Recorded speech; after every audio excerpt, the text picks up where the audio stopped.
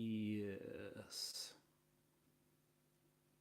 Okay, there's quite a lag on the, and I'm looking like I'm very blocky, so I'm hoping my internet service can take it at the moment. But this is my first live stream, and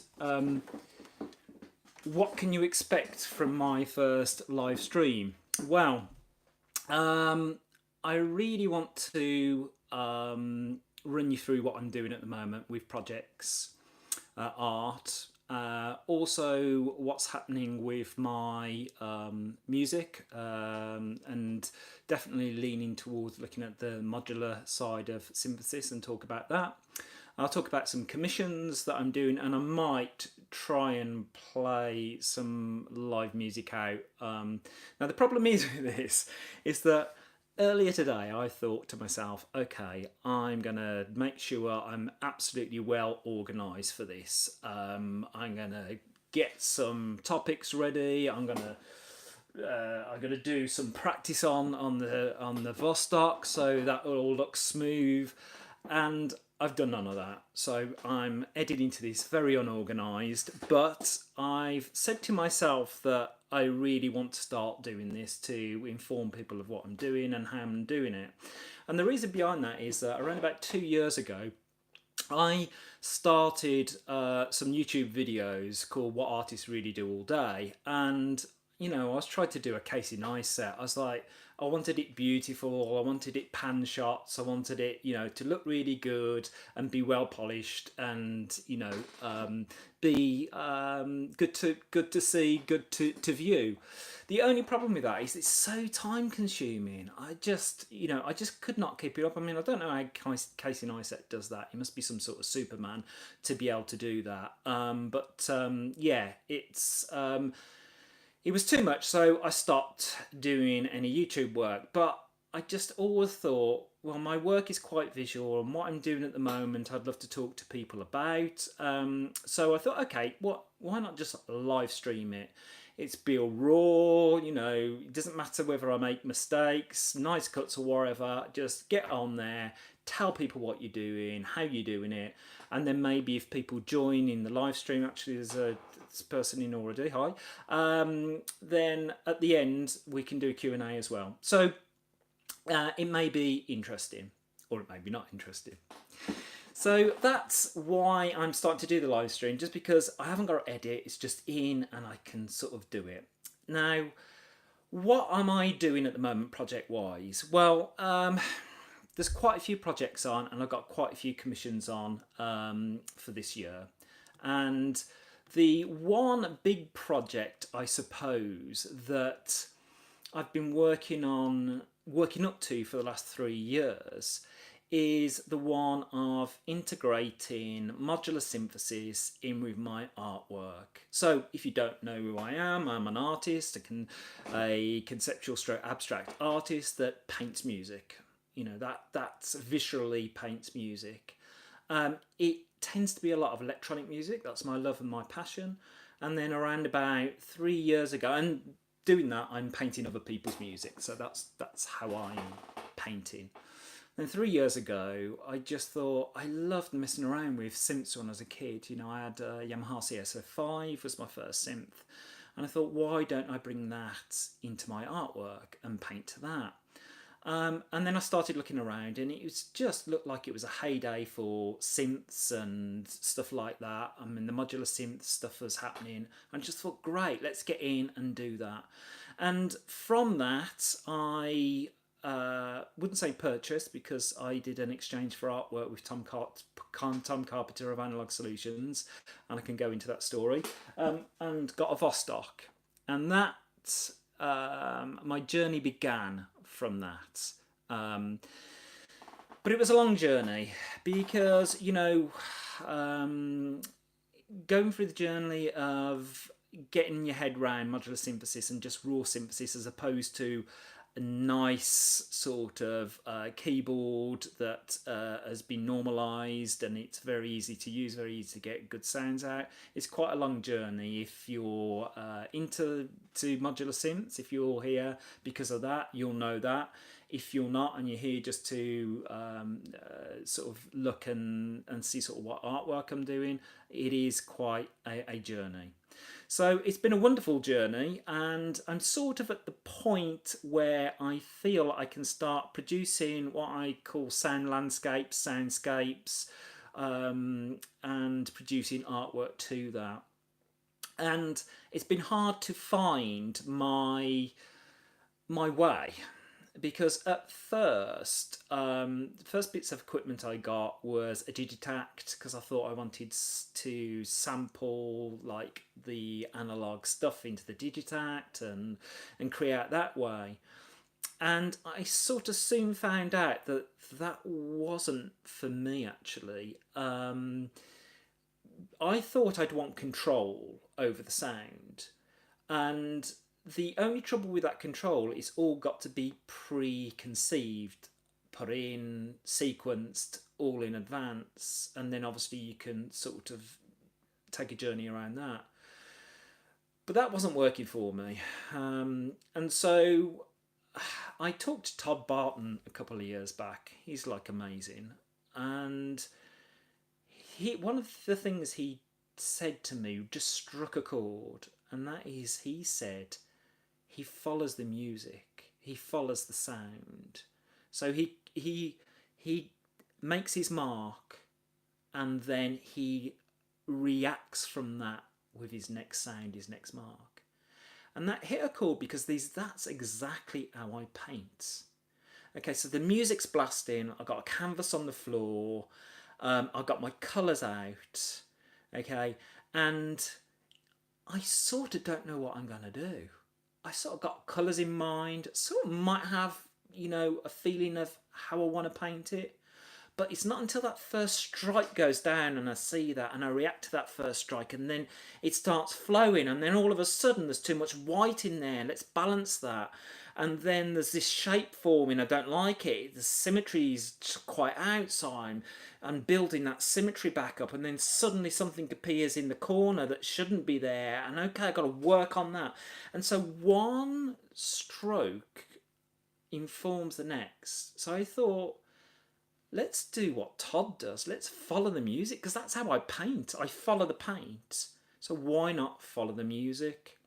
And so I got rid of the Digitact, and I swapped it for a looper, and that freed me up to make a sound and then follow that sound. And then I quite got into sort of drones and big walls of sound, and I wouldn't say I know exactly where I'm going at the moment, but I feel that I'm on the journey there now, and I'm getting there. So I've dug down more into equipment, so I would like to show you what I have just built. Okay, so this is the Vostok, so I'll come over here. I'm sorry, I'm looking at my live feed, it's really jerky, so I apologise about that. I look like an alien at the moment, so I'm going to have to fix that next time. So this is the Vostok's Deluxe. It's fully modular, but it's in a suitcase. And I love synths in suitcases. I want a booklet easel. I want a synthy. I love them. So this is, I suppose, just a really good analog voice. It's 3 oscillators. Filter is the Korg MS-20 filter. You've got a couple of envelopes, you've got noise, you've got small little sequencer here, LFOs, complex one here, 1, 2 LFOs down there, and you've got some performance stuff with the joystick. What I very much like about the Vostok is it has this pin matrix system here, which you can get some very unusual sounds from.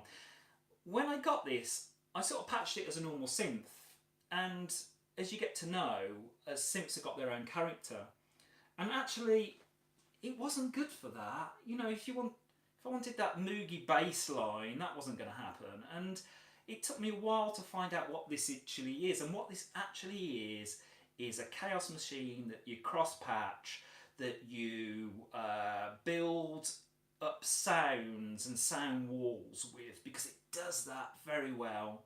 It's unwieldy. I've never known anything like it. It's fully analog. It's not under any digital control at all. Tom Carpenter's well known for that, and it was a great journey, but it's limited, and although I've had great enjoyment out of it, I wanted to then venture into modular synthesis. This is when I decided to build this case here. Now, I'll just show you something. This case started life like this. I'm so sorry guys, it's so blocky this stream. It's a mock-up in cardboard of what I wanted. And the reason I did that is because I want to play live. I have a facet in my artwork that I paint live because I paint in a very fast and visceral way. So it's not too boring to watch, I don't think. And hopefully I'll do some live painting in another stream that I do. But I always thought these things look great and people are behind them, and they're peering out of them, or, you shot from the back and the back of the heads. And so I thought, right, I'm going to learn my synthesis like this, sloping forward towards the person that would be watching, because I'm just a very visual person. I love watching these things, and this is very beautiful in its own right. I mean, I'm very drawn to this visually, and that was probably my first thing that got me into it. I just went, wow, look at that, it's amazing. And so I think when I try to perform, I want to show people what I'm doing and what is making that noise, so it looks, it's visual. So I had this case built that slopes forward, and I built it with a couple of things in mind. First of all, to sit the continuum in, which I've just got to say is the most fantastic instrument that I've used. It's organic, it's a true instrument, and I want to bring this into my modular performance. It's not modular per se, is it? But if you get into the actual software side of it, it's pin matrix equations that you put in to produce the sound. It is modular in its sound engine. So it sort of beautifully goes with the ethos of the modular system. I also wanted my touche in there because it's just brilliant for expression. And what I wanted to build was something that I can just be really expressive with. Okay, I'm not saying anywhere there yet, and I've still got lots of modules to buy. At the moment, I've got a lollipop compressor, I've got the DFAM, absolutely amazing. Thank you, Mylar Melodies, for making that beautiful video that just turned me onto it.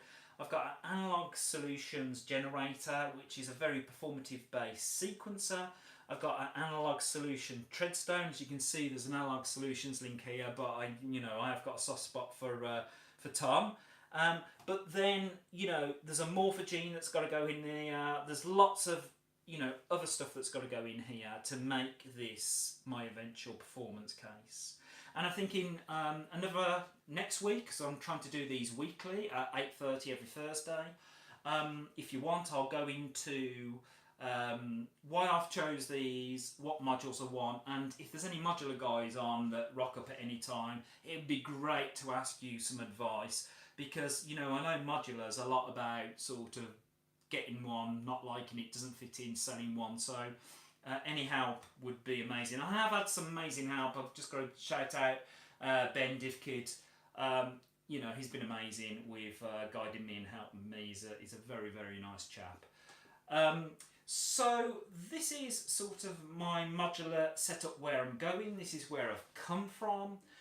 And again, what I want to try to do is not having anything too preconceived in in mind, but just get in, make a mark, make a sound, and then follow that sound, build up this great big sound wall. I think that's what I want to do.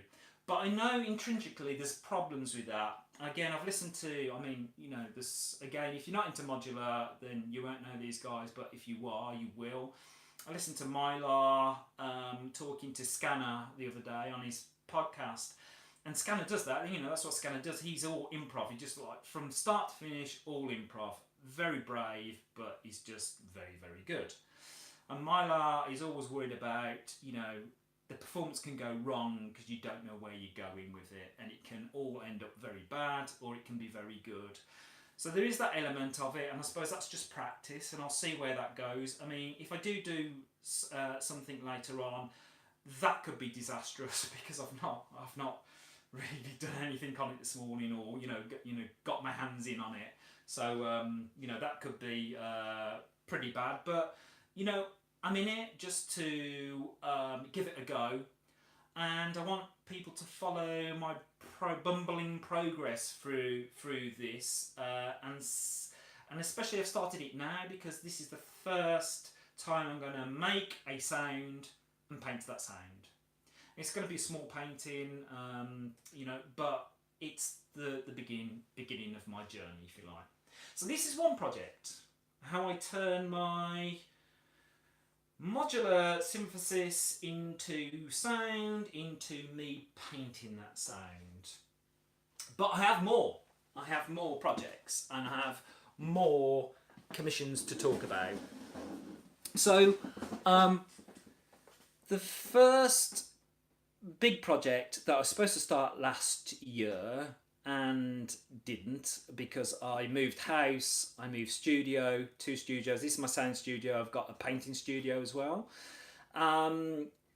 It just took time away from me, and I couldn't start really any of my major projects. But I have a project, if you want to Google it, called The Art of Modular Synthesis. And the Art of Modular Synthesis is all about me painting the artwork of great, interesting modular artists. And my first one is Todd Barton. bless his cotton socks. He's produced a soundscape about a composition for me that I'm going to paint to. But I've also got some other great names that are going to be involved with the project, and as the weeks go, I'll inform you of those people who are going to be involved with the project. But the idea is every month that I collaborate with a artist that uses modular synths and modular synthesis, and I produce some artwork to their compositions. They're going to be about 1.5 meters by 1.5 meters, something like that, fairly big, okay? And then from that I might do some limited editions and so forth. But it's very different to my other project because I don't want to sell the original paintings. I want to build up a collection of it, collaborating with great artists, and then within 1 year to 2 years time, when the collection comes to an end, I would like to have a big show, have live performance, modular artists there, showing all the artwork and all the actual project. And then I want that artwork to stay together, and I want it to be a reflection and a capsule of modular synthesis in our time, in what's happening at the moment. Because there's something very, very special happening within the modular synth scene. I don't know, I feel it. I feel that I feel that we'll look back in history and we'll think that's a great time, such an experimental time, because all these great artists come together, whether they've been inspired by modular synthesis or whether they've been a great musical artist already and they've brought modular synthesis into their practice. So modular synthesis for me encompasses every sort of musical genre, but obviously deeply related to electronic. And these people are building their own instruments. And for me, coming up with some of the best music that I've heard for years. It's experimental, it's raw, it's beautiful. And I think this will go down in history as a very, very interesting time. And I want to mark that. I want to mark that with this project. So the art of modular synthesis isn't just going to be about painting to an artist. It'll be about looking at their equipment, you know, talking to the artists, having a photo reference of their equipment. And all this will converge and come together in a show. And that show then will be packed away. And then if someone in 20 years' time, 15 years' time, a year's time goes, wow, we want something to do with modular synthesis, we want something that marks what has happened within this era, then this show can come out that's got information about artists, that has got artwork that has been inspired by these artists, and has got the music of the artists too. It's a bit of a grandiose project, and it's sort of hard in a way because I'm not going to sell the originals. I want to keep those obviously for shows going forward. But I just feel that we are entering great times. I mean, some of the rock stars of modular synthesis are the guys who build them. I mean, these guys are amazing. The players, the synthesis are amazing, and there's this beautiful web of connection with people. Beautiful people. I've never known a lovelier group, and I just am being so inspired by it for my artwork. And if you're an artist, the thing you must do is whatever inspires you, you should go down that road, and that's the road I'm going down. So again, each week I'll keep you informed to how the art of modular synthesis is going. Hopefully I'm starting Todd's painting in a couple of weeks. I've been telling him that now for a year and a half. Sorry, Todd. And hopefully then I can show you the painting process. You can hear the music and see how my first piece has come on. Now go to Google Art of Modular Synthesis, sign and subscribe to that list, and then I will send you any information out about the project, how it's going, what's going on, and things like that, and how you can get involved, because I believe the modular community is a great community. I'd like you to have you involved. If you're not into that and you're just there for the art, you're an artist yourself, or you just like art, then you know it's still an interesting way of how things, music and art, two creative endeavours, could come together as one. So that is the two sort of main projects that I'm doing this year. But there is also some other stuff that I've got to do, and that is paint commissions. So I have a private commission to paint for the next month, and that's going to be quite a large one. I think it'll be around about 3 meters in length, so that'll be interesting to talk you through that and how I'm going to do that. I've got two commissions to do for companies. One is Dreadbox. If you're into synths, you'll know those, and one is Eventide. If you're a musician, you'll know those too. And those two commissions I should have done 18 months ago now, but this move has just disturbed everything. And there's a really interesting story that I'll tell you next week on how I collaborated with those two companies and why I'm painting them commissions using their instruments. But I have got just an amazing thing to divulge, and that is I'm painting a commission for a well-known musician who has shaped and who was one of the stepping stones that got me into electronic music, and that is Gary Newman. I am painting a commission for Gary Newman's studio. Like, wow, that's just so amazing. I'm just so bowled over with doing that, and I'm literally going to start it in the next couple of weeks. When it's dried, it'll be shipped out to LA, to Gary, and hopefully he says if it doesn't, he wants it in his studio, but of course that might change the acoustic dynamics of his studio, so if not, it goes in his house, but it is for his studio. Again, next week I'll tell you what music he's asked me to paint it to. I will give you a heads up. It's off his latest album, which was produced I think last year now, or just the late year before that. But I just feel so privileged to be able to paint for him because, you know, when I was a kid, I was always going to be heading to electronic music because, you know, I don't know how old I was when I heard Giorgio Moroder and Donna Summer, but man, that just hit me like nothing else. I was a kid, I don't know, 9, 8, 9, 10. I'll have to look at the dates, but that piece of music was like, whoa, what's going on?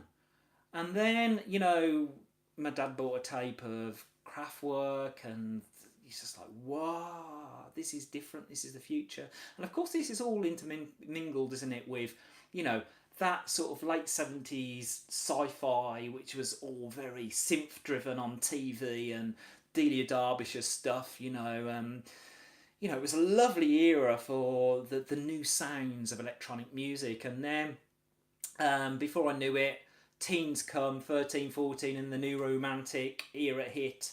And, you know, I really got into early Human League, Throbbing Gristle, you know, Depeche, you know the stuff. Anything with Vince Clarke's Paul's all over it, Yazoo, Upstairs of Eric's, you know, all that stuff. But there was just one person that I think was slightly different, and that was Gary Newman. He come with that sound, but I don't know, but it was different. And I think why it was different is because reading some of the bios over the years of him, he was going to make an album and he had an idea. It was going to be, I believe, a guitar based album. And he got in the studio and there was a Moog there. And he started playing around with that and he just changed the whole of the concept album there and then to be electronic. And I think that makes his music very different to people that come from it thinking, right, this is my road, this is what we're going to be, this is what we're going to do. Because it's like, I found this as an artist that you pick things up in the ether and something just comes to you and all of a sudden, bang, you're down the road on it and it's good. And I think that's what happened to Gary. I don't know 100%, but reading between the lines, I'd love to ask him one day. But I think that made his music very different in that era. And I always remember my sister coming home with one of his albums and listening to it and being blown away. So those guys were the big journey that took me out into all of electronic music, to eventually drum and bass, you know, downbeat hip hop, French downbeat hip hop, you know, big beat. It's just, you know, again, we can talk about, you know, where we've gone and where we've come maybe in musical genres and what we like. But he was one of the cornerstones for that. So to be painting and commissioned for him is truly, truly awesome. I feel, you know, very, very lucky to be doing that. So that's the commission side of things.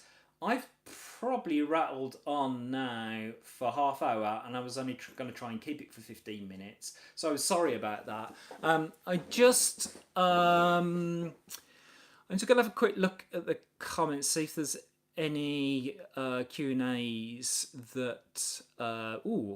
Hi Robert, how you doing? How are you considering PDF? Make noise makes them in blackface. Yes. Yeah, you might have picked up on this, Robert, but I have to have things that will match. And in fact, even down to the modules that I'm going to have that are silver, I'm going to spray black. Because I just want this to be all black. And I'm probably going to change the knobs over as well to colour coordinate it. I know that sounds really bad, and it may be just on the face of it, you know, just to look at. But I find that something very attractive makes me want to interact with it more. Make the nose with the black face. Okay, DPO. Okay, keep that in mind. Platform. I love the. Oh, thank you. Yeah, it's actually golden. It is the golden age of modular synthesis, isn't it? I mean, it's just. I just think it's incredible what's happening.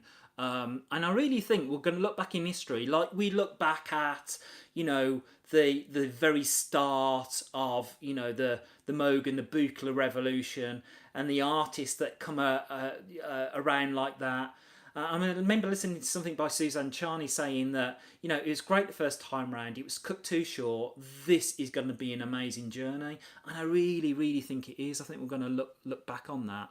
It's things that made for Dreadbox and Eventide. Yeah, next week I'll talk about Dreadbox and Eventide, the commissions I'm doing from them. It's a beautiful story, and it links into the story of how I got the Vostok as well, which is slightly unusual, so that'll be nice to do. Yeah, the Dreadbox is in the corner, yeah. So I am actually going to do something with the Dreadbox really soon. Epic commissions, thank you very much.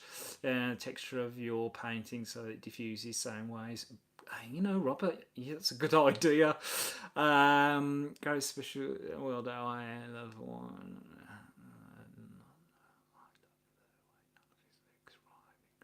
Yeah, he is a special person, isn't he?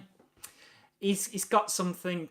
Always has, always will. And as I say, I just think his music is, you know, a little bit different. Considerations. Robert, thanks a lot for your comments. And what I'm going to do at the end of my talky bit is just see if there's any comments or anyone needs to ask me any questions from that. Now, here's the bit where I was going to try and put something together sound-wise. And the problem is I'm having trouble with audio, sort of to get it directly from my board.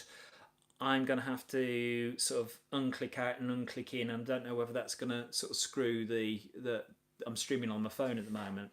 So I think what I'm going to do is turn the microphone around to the speakers probably, and then for next time I will try and get some sort of better mixing sorted out for it. Look, I'm going to try this. You know, I'd probably leave it on the YouTube video anyway, or if it's so bad, I might just delete it off. But you know, let's see where it goes. As I say, I would have liked to have done a bit of a rehearsal. I haven't even tuned oscillators or anything like that. Let me turn this around and turn the speakers in. And let's sort of see what happens. And turn the speakers in. And let's sort of see what happens. Right, I've just had to mute myself because I think you heard me on the return there. So. Okay,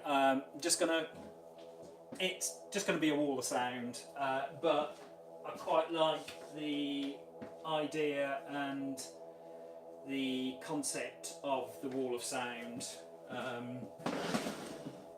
If that wall of sound sounds any good, of course.